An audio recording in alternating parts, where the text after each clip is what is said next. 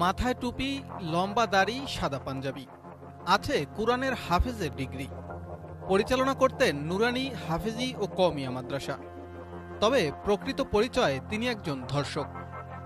গ্রেফতারকৃত এই ব্যক্তির নাম সেলিম গাজী। সম্প্রতি এই মাদ্রাসা শিক্ষকের বলৎকারের শিকার হয়ে প্রাণ হারিয়েছেন ১৩ বছর বয়সী এক মাদ্রাসা ছাত্র। মৃত্যুর আগে এক ভিডিও বার্তায় নির্যাতিত ওই শিশু জানিয়ে গেছেন, প্রায় ১ বছর যাবৎ প্রতিনিয়ত মাদ্রাসা পরিচালক কর্তৃক যৌন নির্যাতনের শিকার হয়েছে শিশুটি।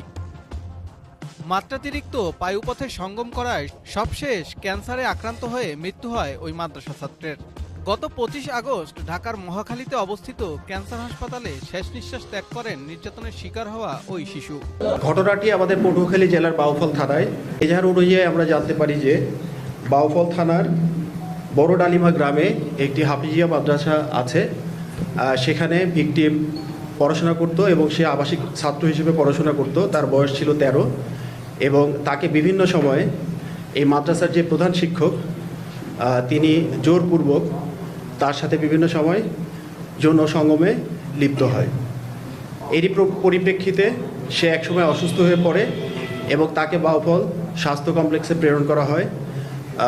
সেখানে তার অবস্থার উন্নতি না হলে তাকে ঢাকায় প্রেরণ করা হয় এবং সর্বশেষে সে ঢাকা ক্যান্সার হাসপাতালে গত ২৫ তারিখে মৃত্যুবরণ করে। আমরা এই আসামিকে শনাক্ত করি এবং তাকে পিরোজপুর থেকে গতকাল রাত ২টার সময় আটক করা হয়। শিশুটির পরিবার সূত্রে জানা যায়, পটুয়াখালীর বড় ডালমিয়া মদিনাতুল উলুম হাফেজিয়া মাদ্রাসার সেকশনে ভর্তি করা হয় শিশুটিকে। গত বছর অক্টোবর থেকে প্রায় ১ বছর শিশুটির সাথে যৌন নির্যাতন করে আসছিল লম্পট এই মাদ্রাসা শিক্ষক। এমনকি এই ঘটনা কাউকে না জানাতে শিশুটিকে নানা রকম ভয়ভীতিও দেখাতেন অভিযুক্ত শিক্ষক সেলিম গাজী। তানভীর মেটালের পণ্য বুয়েট থেকে পরীক্ষিত বিএসটিআই অনুমোদিত, নান্দনিক, আভিজাত্য ও ইউনিক ডিজাইনের তৈরি তানভীর মেটাল। টানা যৌন নির্যাতনের শিকার হয়ে এবছর আগস্ট মাসের ২ তারিখ অসুস্থ হয়ে পড়ে শিশুটি। পরে প্রথমে বাউফল উপজেলা স্বাস্থ্য কমপ্লেক্স, পরে ডাক্তারদের পরামর্শে ভর্তি করা হয় ঢাকা মেডিকেল কলেজ হাসপাতালে। এ সময় শিশুটির পরিবার জানতে পারেন বলৎকারের শিকার হয়ে ক্যান্সারে আক্রান্ত হয়েছে তাদের ছোট্ট শিশুটি। সবশেষ ঢাকার মহাখালীতে অবস্থিত ক্যান্সার হাসপাতালে ১২ দিন চিকিৎসাধীন থাকা অবস্থায় প্রাণ হারায় ভুক্তভোগী।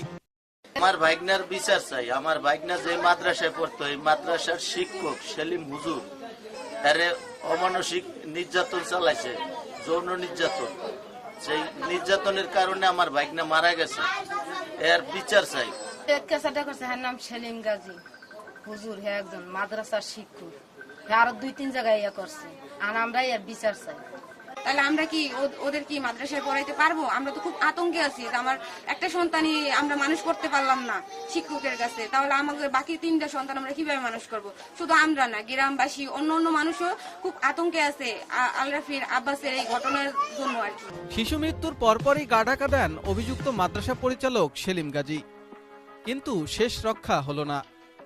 র্যাবের অভিযানে গতকাল রাতে পিরোজপুরের নেসারাবাদ থেকে আটক করা হয় লম্পট শিক্ষক সেলিমকে। আটকের পর আসামিকে পটুয়াখালী থানায় হস্তান্তর করা হবে বলে জানিয়েছে র্যাব ৮-এর অধিনায়ক। সাব্বির খান, BHS TV, বরিশাল।